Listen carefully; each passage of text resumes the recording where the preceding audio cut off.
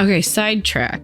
We do realize this is taking place in San Francisco. Alcatraz is playing a prominent feature, and it's about face swapping. So Nicolas Cage is gonna be one of those faces, right? He also plays a magician. Did we Nicolas Cage this already? Oh, he's not gonna steal a Rolex. He's gonna steal the Declaration of Independence.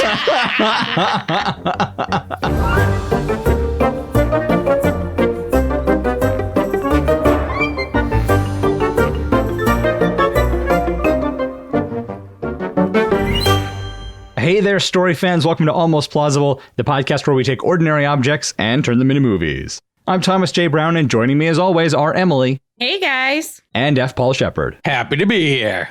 The standard way to blow one's nose is with a tissue, but the classy way is to use a handkerchief. Of course, then you have a snot-filled piece of cloth that you put back in your pocket. I've never really understood handkerchiefs, to be honest. Shep, I know you know more about this sort of thing, so elucidate us, please. So my father carries around a handkerchief and blows his nose with it and puts it in his pocket to save for later. It's disgusting, and I don't get it. Is it because he doesn't want anyone to get his precious bodily fluid?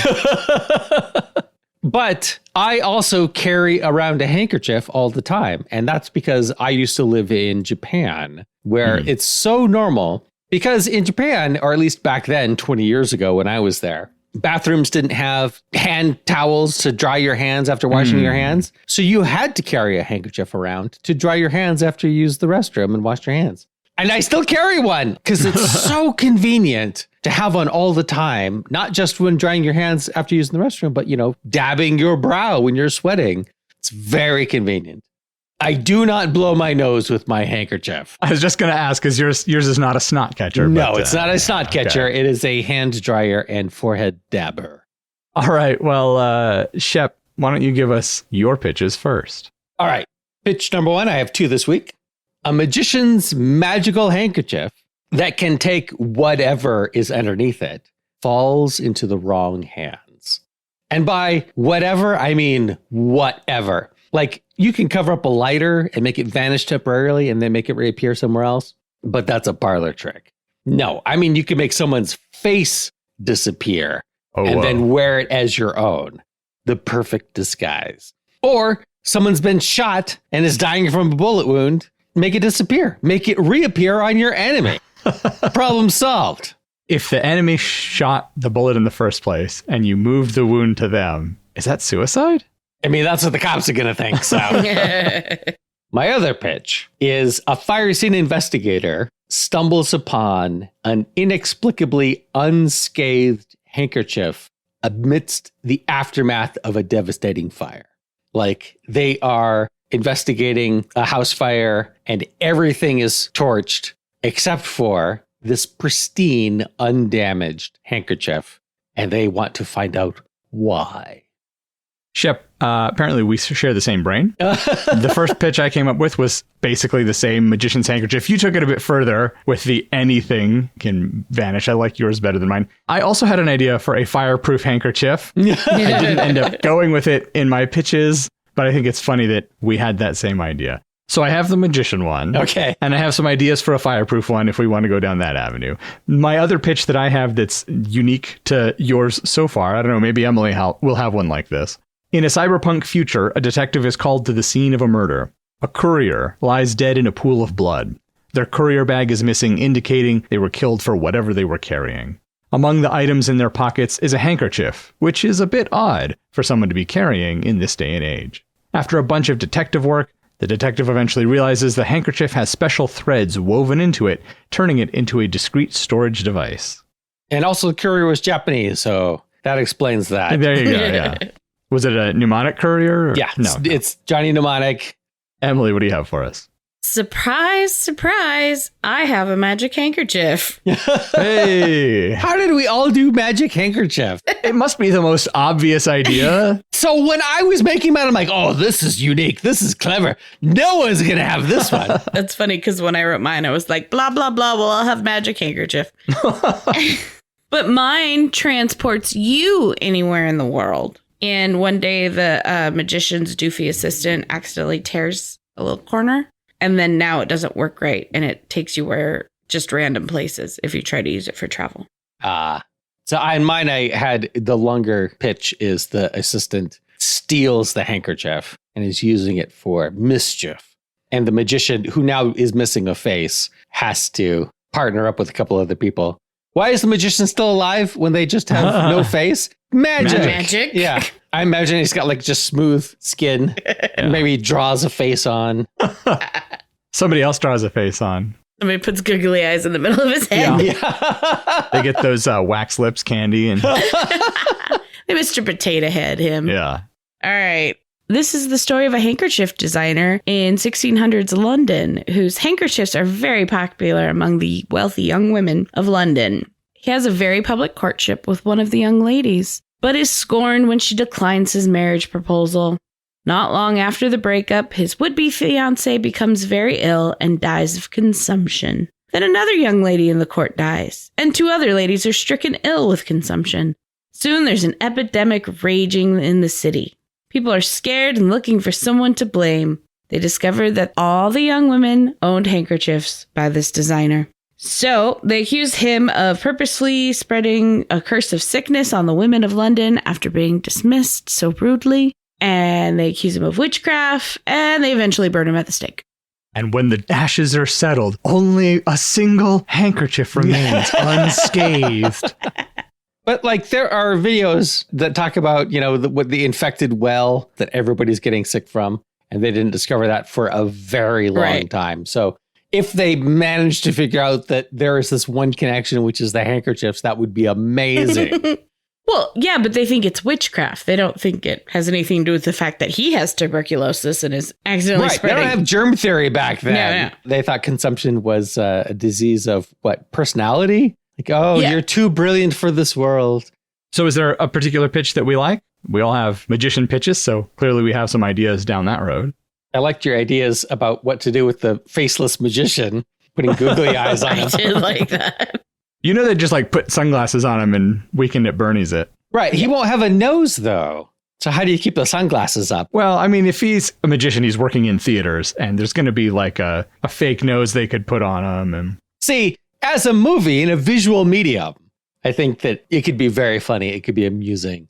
The ways they come up with to get around the fact that one of the 3 of them doesn't have a face. How does he communicate? He's magic. He's a magician. Well, I know, but I mean, is it like telepathy? Do you just hear a voice? He throws his voice, and he can still do that when he doesn't have a face. That makes sense. So, objects around him are talking. Is that the one we're going to do? Oh, we just started doing it. So, he finally tells his assistant how the handkerchief works, and the assistant immediately steals his face and runs away with the handkerchief. That was my plan. And so, the magician teams up with a lady that's ostracized, outcast from magic society for her unique magic, whatever it is. I don't know the answer to that. And a skeptical street rat style kid who perhaps witnessed, the assistant doing something and so joins the team, who of course at the end becomes the magician's new assistant, despite them not believing in magic.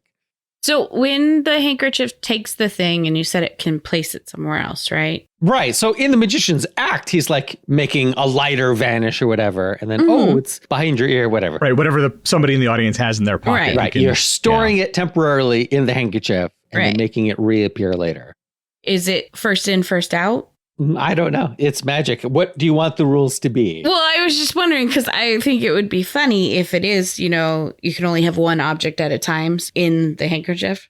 So he steals the magician's face. What does he do with it? Oh, he puts it on his own face. Why would he want the magician's face? The magician's famous. But what is it that the magician has or has access to that he doesn't and wants? I don't know. The magic castle. In California? In Transylvania! No, yeah, in California. The real magic castle in London. Hogwarts? Yeah. Right. He gets access to Hogwarts. He goes to Universal Studios. Still California. Look, we're filming in California. Okay. So it's going to be California oriented. I mean, it could be something like he knows that the magician has an audience with some other important person and he wants to get in front of that person. Oh, yeah. He wants to steal their treasure. And he's got this convenient stealing handkerchief. Right. Some sheik or somebody is coming and they have this like really fancy Rolex that's really famous. So he goes and has like a knockoff. Now, he wouldn't have time to have a knockoff made, I guess. He just steals a cheaper one from a store. Sure, it's this really well-known Rolex, so there are knockoff ones available. So that's a ticking clock for the magician because he is going to get blamed for this guy's crimes. Yeah. Even if he gets his face back. Why does he choose to show the assistant then? I don't know. He has a new trick planned, and it's going to involve him disappearing with the handkerchief. Oh, it's going to, you know how the magician will go off stage and then come back on stage. They're wearing a big robe and it turns out they've swapped with an assistant. And so then the magician appears in the audience. He's going to do an on-stage version of that where he never leaves the stage. He puts the hood up and he turns around and then he turns back and it's the assistant. And it's because they've face swapped. Yep. And so he's teaching him, here's how you do this. Maybe this new act was the assistant's idea. And the magician has finally, because the audience is no longer thrilled by the little parlor trick. Oh, yeah. It's a meager audience. Yes. So they're paying, because they're just renting at the theater or whatever. So the guy who runs the theater, the owner of the theater, meets up with them or they meet up with him after the show. And they're like, okay, where's our portion? And he's like, actually, you owe me $45. It's like there weren't even enough people to cover the use of the theater for that night. And so the magician is like, okay, you're right. We need something new. Tell me your idea for this trick. And he's like, we just swap faces. It's easy as that. But he has it worked out to where he takes the magician's face. That's the first step of the swap. I take your face, swap it with mine. He's like, all right, let's try it. And as soon as he takes his face, he just fucking books it. And he's like, hello? Yep. Stumbling around, like feeling. Oh, yeah. He doesn't know what happened yet. Mm-mm. Right. So you said he has a couple of accomplices or compatriots who are helping him out. How do they end up in the picture? You said that there was a woman with some controversial magic. Yes. Is she touring with him? Is she an old friend? I think an old friend that he has perhaps lost contact with. Mm-hmm. Maybe he's always been kind to her and stood up for her. So he just goes to her apartment. Well, I think it'd be easier if she was supposed to come and see him after the show or something like that. So he just has to wait for her to show up. Maybe he calls her. He can't talk, but he can like mash buttons. But he can't see. Right. It's a Bakelite phone. It's a rotary phone. He's just counting holes around. 1, 2, 3. You don't have to be able to see it. He's not calling on his cell phone. It's an old theater. It's got one of those old phones on the wall. But she has caller ID, so she knows who's calling her. It's the theater calling, so it's not a butt dial. Right. And they haven't talked in a while. So this is how the audience gets exposition on their relationship because she's talking to him like, you finally called after such and such time and blah, blah, blah, blah, blah. Exposition dump here. Yeah. Can he do that sort of a thing? I mean, sure. Because what else can you do? He could tap on the microphone end of the receiver. Yeah. He's tapping Morse code. SOS, everybody knows. Oh, yeah, that's good. So she goes to the theater to help him and tease him for losing his face. Yeah. Mm. You've changed. What's the matter? Cat got your tongue? He's just there like rolling his hand like, go on, nodding, go on, keep going. Yeah. Get it all out. Pretending to look at his watch. Right, yeah. I love the idea of that scene where she's there talking to him and he's feeling around and knocking things over. And he's like, you can tell from his body language that he's exasperated and he's looking for something. And she says something and he just turns and like points his faceless face at her with this like, come on, look, expression that he's like. Yeah, his expressionless expression. Right. Yeah. You can do a lot with body language. Yeah. Oh, I think he needs something. What's the material when you need a material to cast a spell? You know what I'm talking about? You guys play D&D. Pixie dust or something? No, he needs like a material component and he can't find it because he doesn't have eyes. And she comes in and sees that he doesn't have a face and starts talking to him. And he's like shrugging, like, she's teasing him for getting played by his assistant and losing his face. And he's like, he really wants her to help him. So she eventually finds the material component he needs to start casting his throwing your voice spell so he can start responding to her. Is this a comedic movie? I think it has definitely potential to be comedic. Yeah. Just the idea of him bumbling around with no face is funny to me. Right. Because it's horrific, but you could play it for laughs. That would be great if like he does the spell or whatever he needs to do to be able to throw his voice. And so he's doing it, but it's just the smooth face. And she's like, ugh, that's freaking me out. Here, hold on. She like digs around in her purse and pulls out a COVID mask and puts it on and was like, there we go. Yep. So what about this street urchin character? How soon does he join? He's running a shell game on the streets and he tries to scam him. Oh, he does, yeah, sleight of hand stuff. Yeah. Not real magic, but fake magic. He could be the guy selling the knockoff Rolexes. Oh. And so he sees that the assistant steals one of the fake Rolexes that looks like the sheik's Rolex, but he looks like the magician. So he goes to confront the magician. Oh, he gets it stolen from him. Mhm. Right. He's a victim.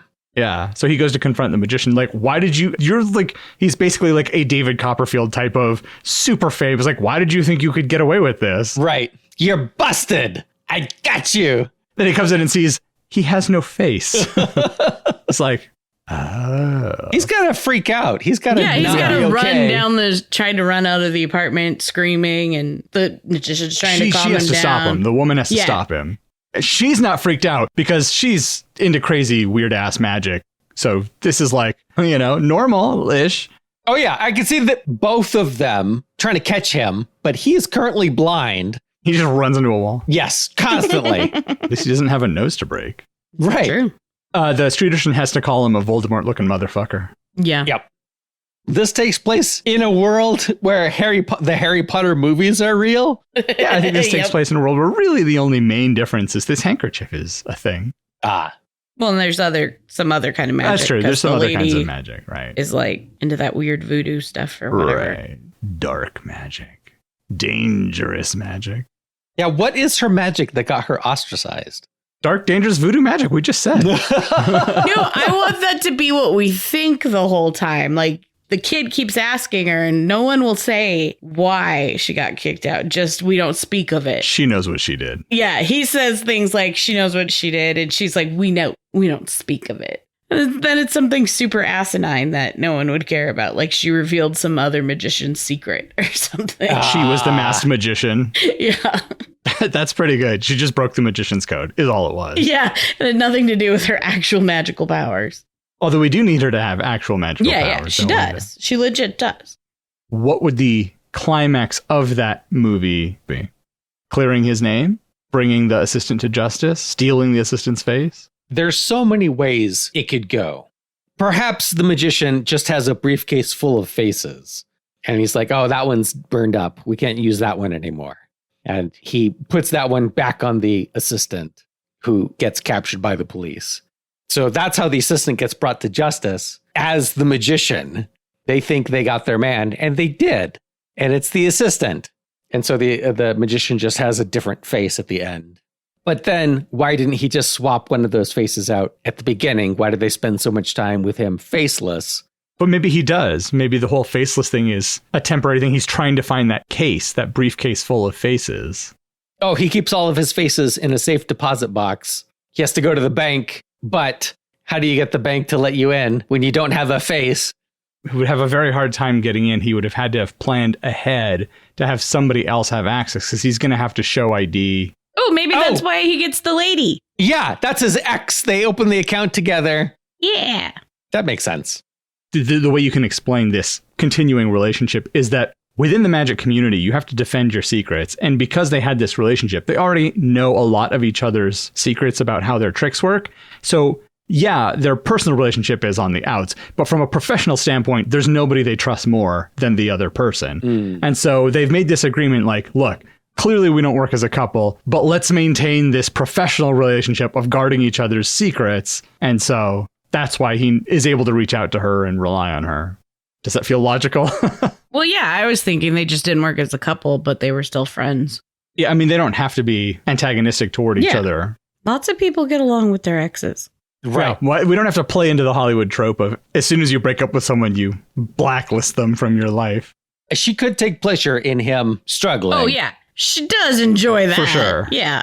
Because he was always a little bit vain. And this is great.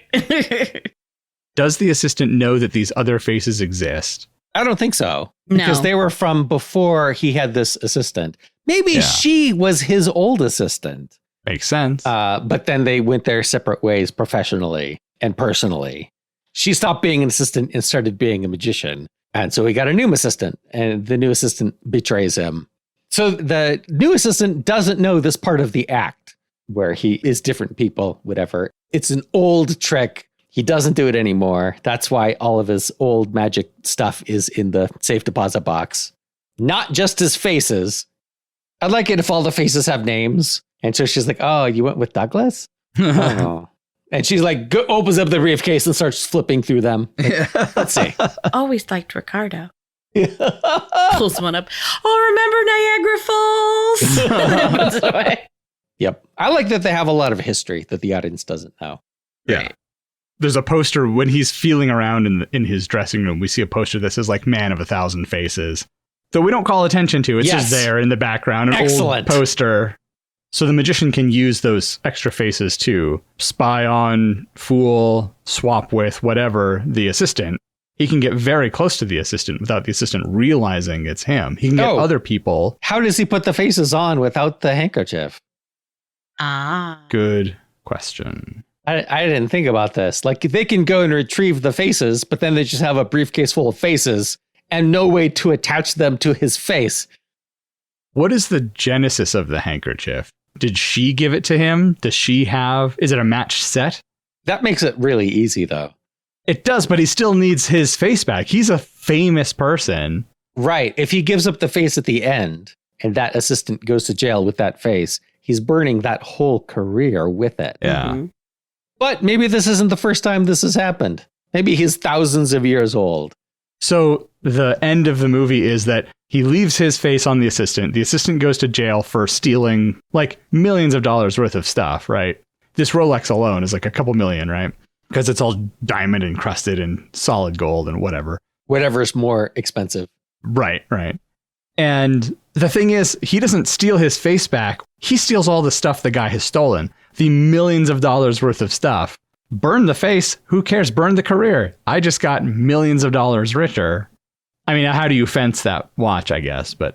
You don't. He's actually a dragon in human form. He just takes all of that treasure to his hoard that he has stored away somewhere. That's the twist at the end.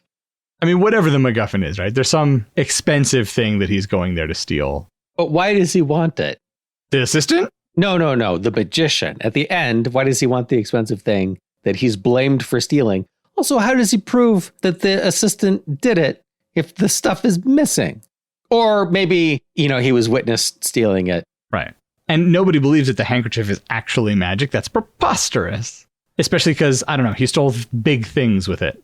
Is that the case? Like, if you have something like my water bottle is taller than a handkerchief, like if you draped it over my water bottle, could you just keep pulling down and it would suck my whole water bottle up into the handkerchief, even though it itself is larger than the handkerchief? I mean, earlier I was saying that it could also move bullet wounds.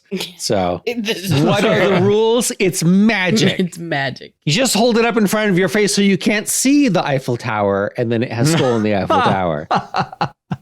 So, I mean, maybe there are bars of gold, or there's a special gold statue, whatever it is. Like, there's something that he's going to steal. And so why does the magician want it? For the value. He didn't want this situation to happen at all, but it has.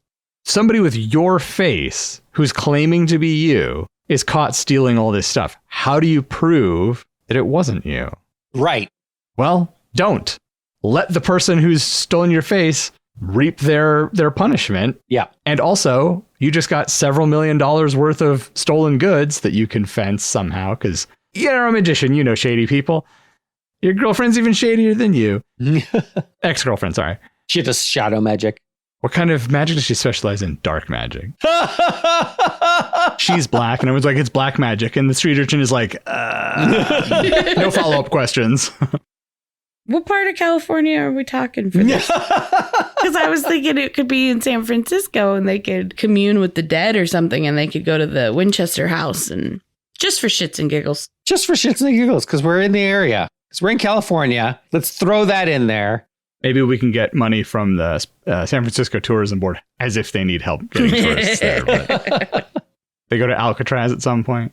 That's probably where the sheik has rented Alcatraz. For a magic show, because how cool would that be? Right. He's having some party, and at the party, he's hired the greatest magician or one of these like super famous magicians.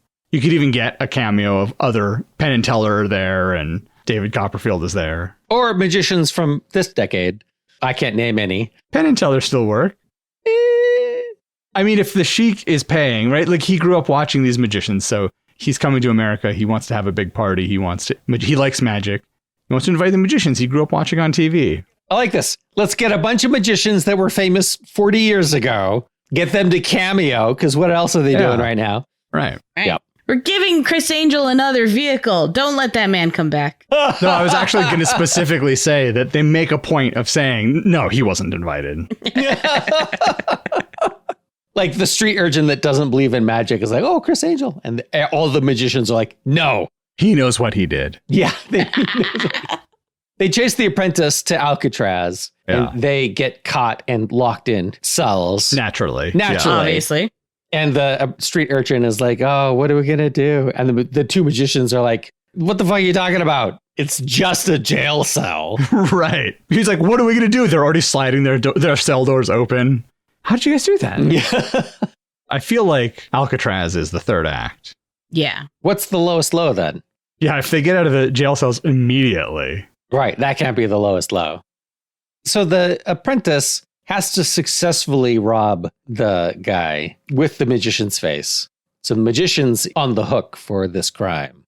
How does the magician get his face back? Unless getting his face back is not the ultimate thing. Maybe getting his face back is something that happens at the end of the second act, and then because he now has his face back, it's him with his face, not someone else with his face. He can't prove anymore that he wasn't the person who did those things. So now all those negative things, the cops are knocking on the door, the sheik is knocking on the door, all these people are coming to get him. And how does he prove that it wasn't him? So that could be the lowest low. Right. But I don't know how he gets back up out of there. Right. It throws a smoke bomb at the ground and disappears. Yeah. Actually, that would be kind of funny if they come to arrest him and he does that and they run up to the stage where he was and the trapdoor is still open and you see him booking it out the back. But I don't know how to get him out of that sticky. It's a good lowest low. It's a good lowest low, but it's really painted into a corner. Yeah. And we can't just go, well, that's a problem for the writers. No, this is the plot. Yeah. How, does this happen all in one day, or does this happen over the course of a number of days? Well, it's got to happen fairly quickly. Or I guess it doesn't. I was going to say, how can he eat without a face, but also how can he breathe? Right. Magic. So magic, yes, is the correct answer.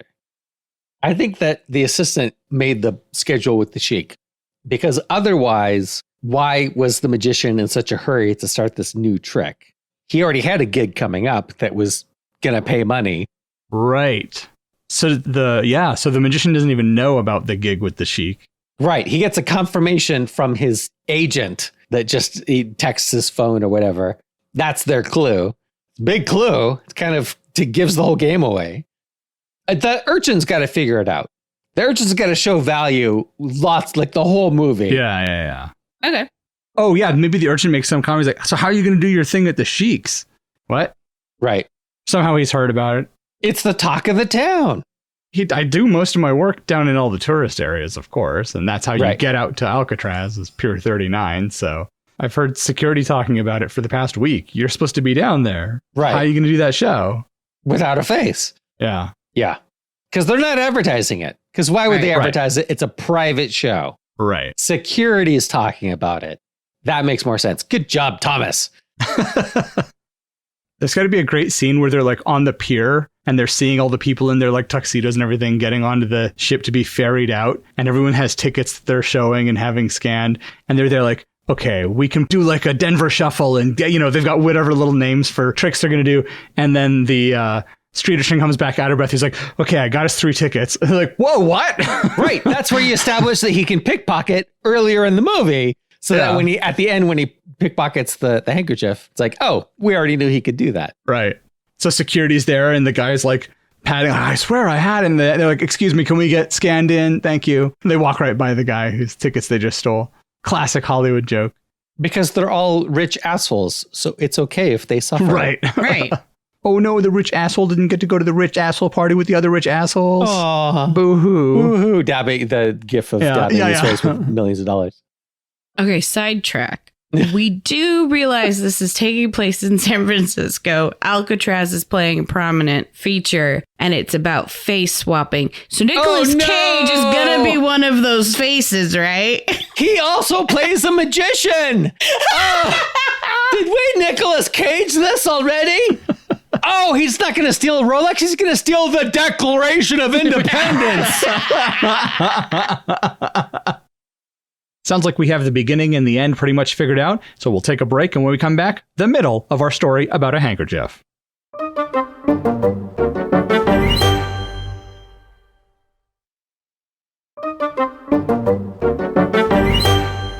All right, we're back from break. Let's get this second act nailed down. All right, what do we need in the second act? What makes a good second act? Boy, that's actually a really good question. Now, is that too Too deep for one episode of this podcast. too existential for this? If I knew that, I wouldn't have done so badly on my final screenplay for film school.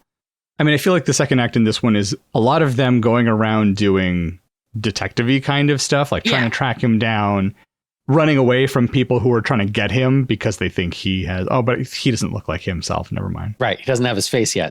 Right. I mean, the first step is he's got to get a face. Did we ever solve that? How does he get another face? I don't think he has a face. I think he spends most of the movie faceless. So when he finally does get a face, you're like, oh, this just should be a triumphant moment. But this is when they get caught by the police. Right. So it's the lowest low. It's like toward the end of the second act, he gets the handkerchief back. He must steal the face back. The guy shoves it back on him because he's gotten everything he needs, but he doesn't want to go to jail. Right. That's all the assistant's plan. Yeah, so the assistant gives it back. Yep. Yeah. So what are they doing for the second act? If the assistant's whole plan was come back anyway. Their plan is to stop the assistant before he steals everything. And they fail. That's what leads into the lowest low, is everything that they did, trying to figure out what the assistant's plan even is, tracking him down, trying to steal the handkerchief back, fail. And the assistant puts his face back on him and leaves him behind for the cops. Maybe that even happens at Alcatraz. Yeah. Yeah, he handcuffs him to something. He handcuffs him to something and he's like, I could just get out of these. And he just shouts back, I know. And like runs off. He knows exactly how long it takes the magician to get out of handcuffs. Yeah. Because they had to time it for their tricks. So the assistant makes the escape with the handkerchief still. He has no reason to leave it behind. So they have even failed to retrieve the title of this episode. So then does the magician actually end up in jail? No, they've got to escape. Okay. Right. Oh, they used the street kid to steal the handkerchief back using sleight of hand instead of magic. Yep. That's why you have him along for the ride the whole time. Because he's also a pickpocket. Do they get a ringer handkerchief to swap? But he must know the magician has the handkerchief because he put his face back on him.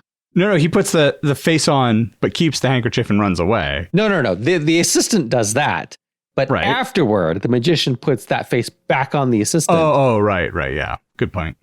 Or maybe he does that in a way that the assistant doesn't realize that the face is back on him.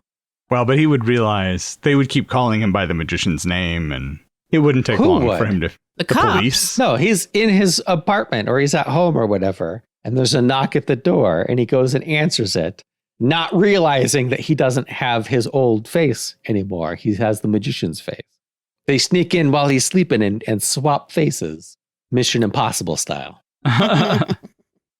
Yeah, how do we get from the magician being captured, the lowest low, where he gets his face back, but still doesn't have the handkerchief? Well, they have to escape from Alcatraz. Right, that's the easy part. That's the easy part, right. And so they go somewhere. The urchin has a cardboard box in an alley that they go retreat to. I don't know. Anyway, they go somewhere to work out what their next move is going to be. And they know that they need to get the handkerchief. They've got the face back. Now they need to get the handkerchief. Is it during the third act that they come up with the plan to swap the faces again? Right. At this point, the magician's blamed for all the crimes. And he's like, okay, I've got to get rid of this face. So they have to get the handkerchief and the briefcase of faces. So how do they get the faces after he's a wanted man? He's a wanted man. Her. Just her? Yeah. I mean, she could just go in on her own and get it. If she has access to the safety deposit box, he doesn't have to go in. The only reason he was bringing her before was because he didn't have a face. Right. Now he has a face, but it's The wrong the one. criminal one. Yeah. It's a very short second act. Yeah, I hear size doesn't matter. Is that a lie? What else would you put in there? See, I had them going to the bank earlier, but we moved that till later. I don't know. Second acts are hard. Second acts are hard. Maybe they try to go to the assistant's apartment and, lockpick the door and get in and try to figure out, like they're trying to figure out the clues of why he did this and where he went, but he didn't go back to his apartment. No, because he has a famous face. He's going to go stay at a fancy hotel. Yes. Yeah. Oh, he steals the magician's wallet as well, all his credit cards. Oh, but see, that would leave another clue. Wouldn't he not care? I mean, I guess part of it depends on how fast this is all happening, right? Mm. If it's all within like a 24 to 36 hour period, then yeah, great. I'll pay for everything on his credit card. No problemo. Because by the time he figures out what all's gone on, I'll be long gone with the money and he'll be on the hook for everything. That's the plan. So they just use a computer to log on to the bank website. Right. They have access to the theater until the end of the second act. It's basically until they leave for Alcatraz. Yes. So he could have a work computer that he has in the dressing room. Right. And he can log in that way. But it's also 20 years old. Right. It's an old CRT monitor. So they track the assistant down. He's staying at some hotel. So they try his apartment. That doesn't work. They try the hotel. He's already gone. We have several dead ends. Yeah. Until the urchin figures out that it's Alcatraz. Then they go to Alcatraz. He has to put something together. Like, they don't actually say his name. The security guards didn't actually say the magician's name.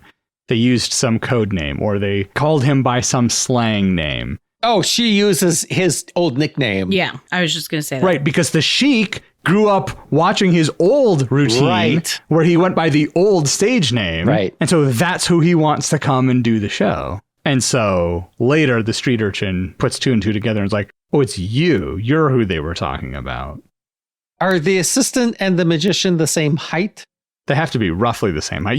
If you were the magician, you would want an assistant who looks roughly like you. Okay. Yeah. Your build, so that you can do those kind of fake out things for the audience. Okay. So we can't have a lot of jokes about people saying, I thought you'd be taller. Right. Okay. Because you're right. That would make sense to be roughly the same body shape for tricks. Yeah. All right. I think that makes a much stronger second act. It's maybe not as full as it could or should be, but it definitely shows them doing things, being intelligent, and attempting to accomplish their basic goals in a way that is logical.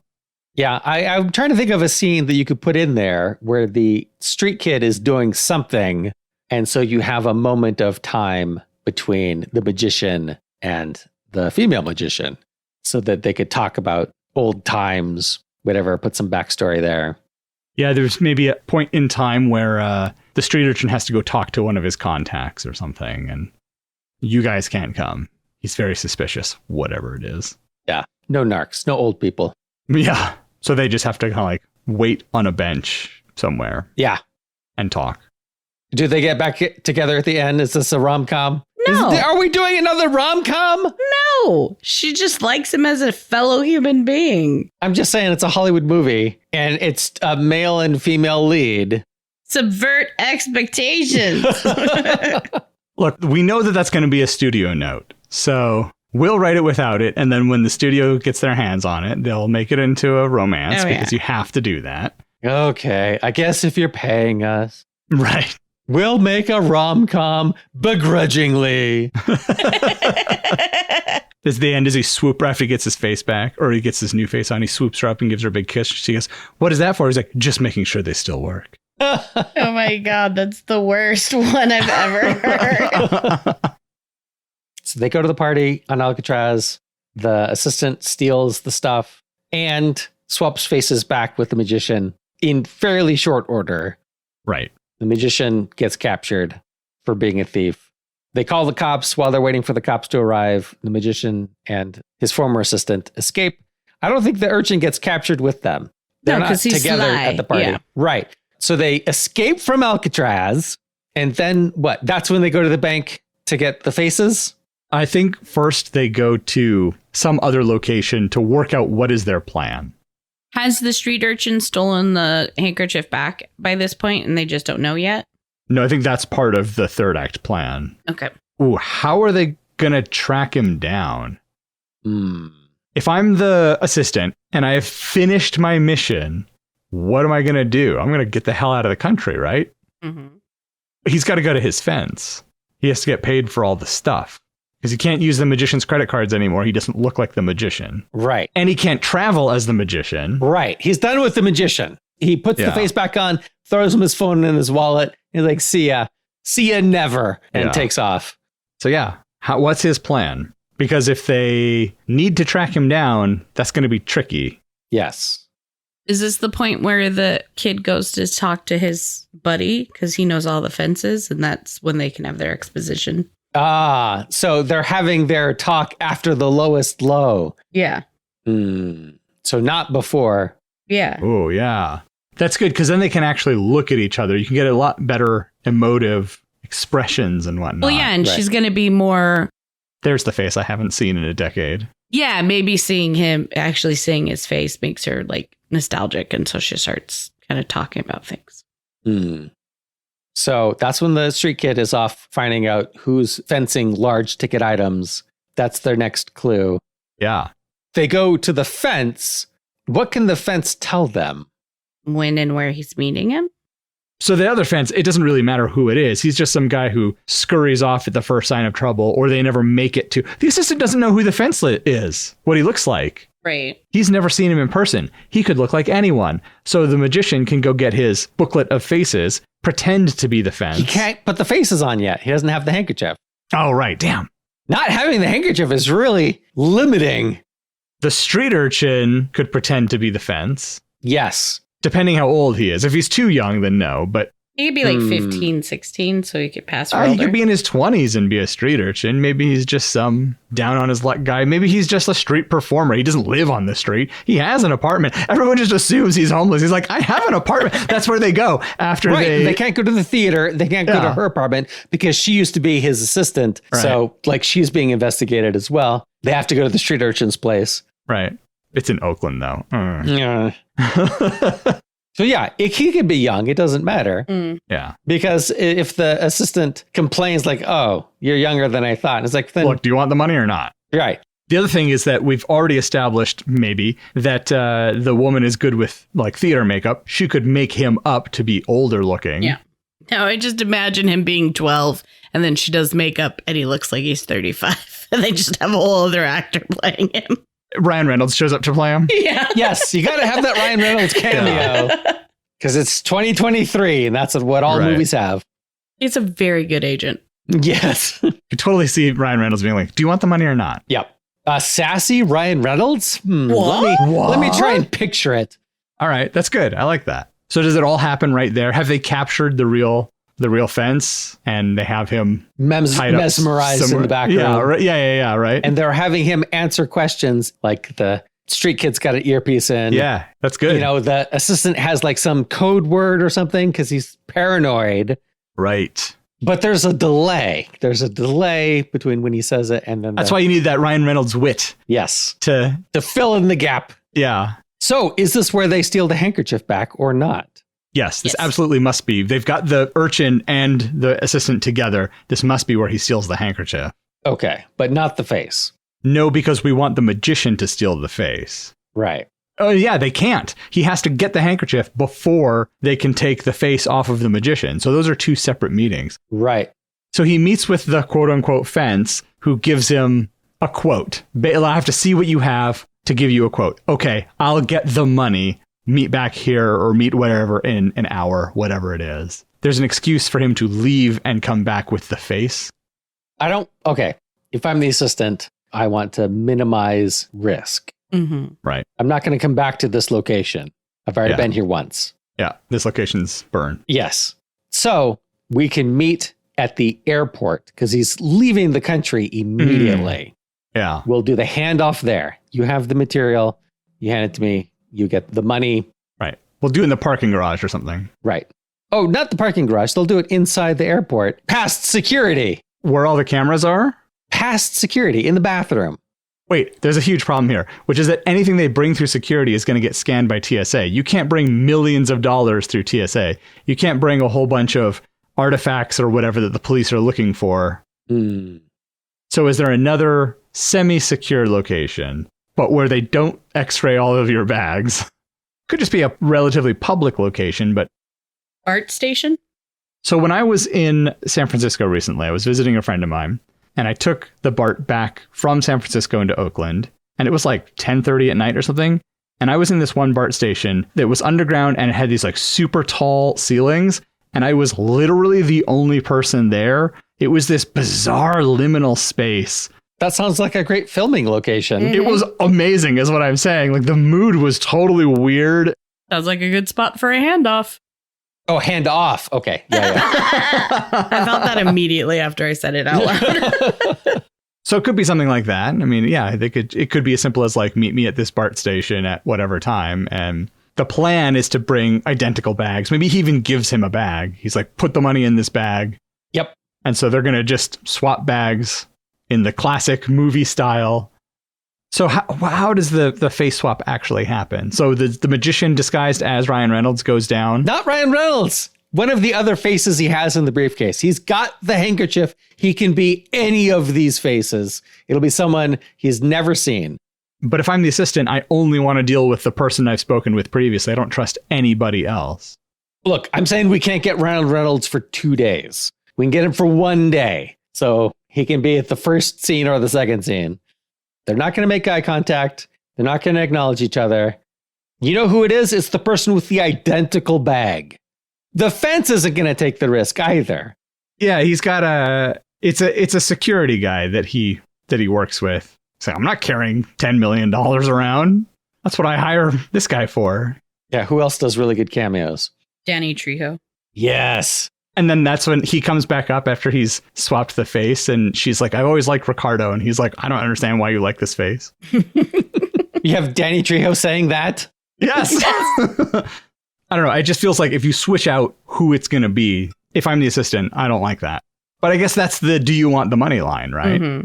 So also, if I'm the assistant, I want to see the money. I'm not going to hand over 5 or 10 or whatever $1 million worth of stuff until I see that the case is full of money.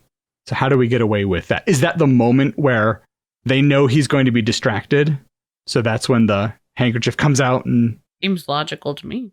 So I don't want the assistant to know that his face has been swapped. How are you going to do it without him knowing, though? The lights go out briefly. He doesn't feel the handkerchief on his face? Right? Nah, magician's got a light touch.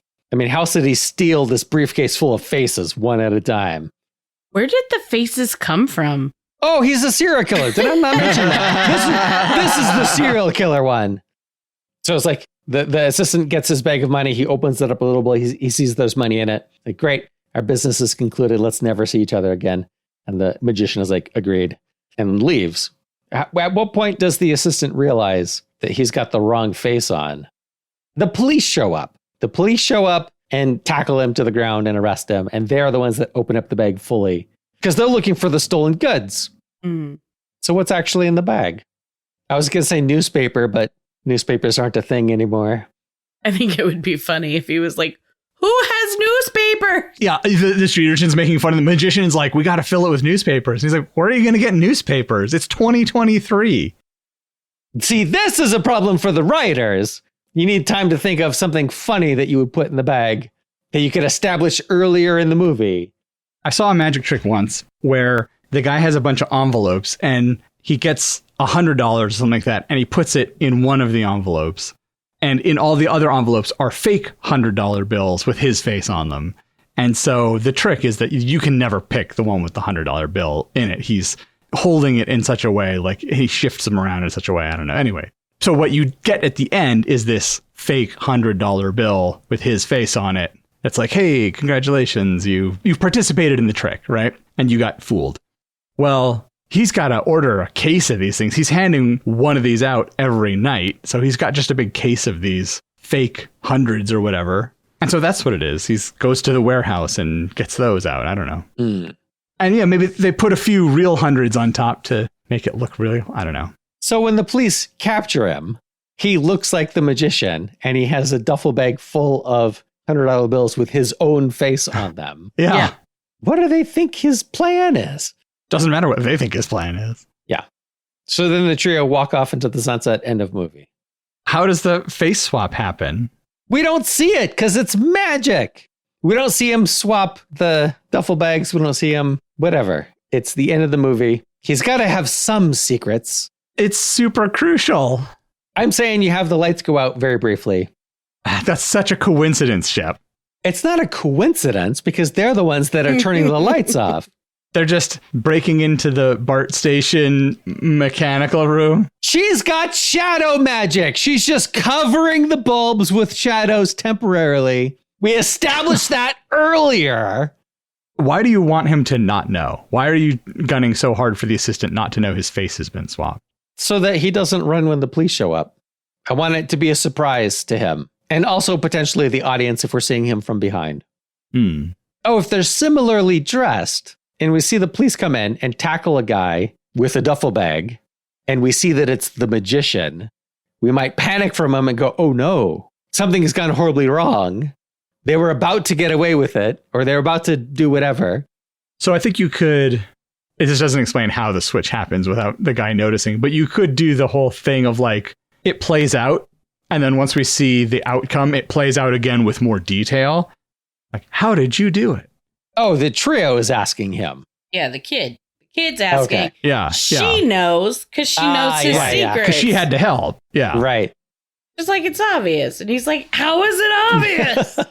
Would you like to learn magic? That's when he brings him on as his assistant. Yeah. I don't think you explain it. Don't explain it. Leave it as a mystery and maybe open the sequel.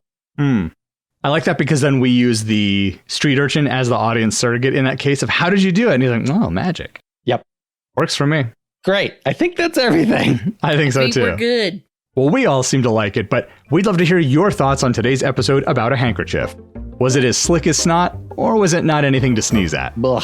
Let us know. Yeah, that one's a little gross. I'll grant you that. Let us know by leaving a comment on our website, reaching out on social media, or sending us an email. Links to all of those can be found at almostplausible.com. We'd love to hear your idea for an ordinary object we could turn into a movie. Get in touch and let us know what you have in mind by visiting almostplausible.com and clicking on Contact. Emily, Shep, and I look forward to seeing you again on the next episode of Almost Plausible.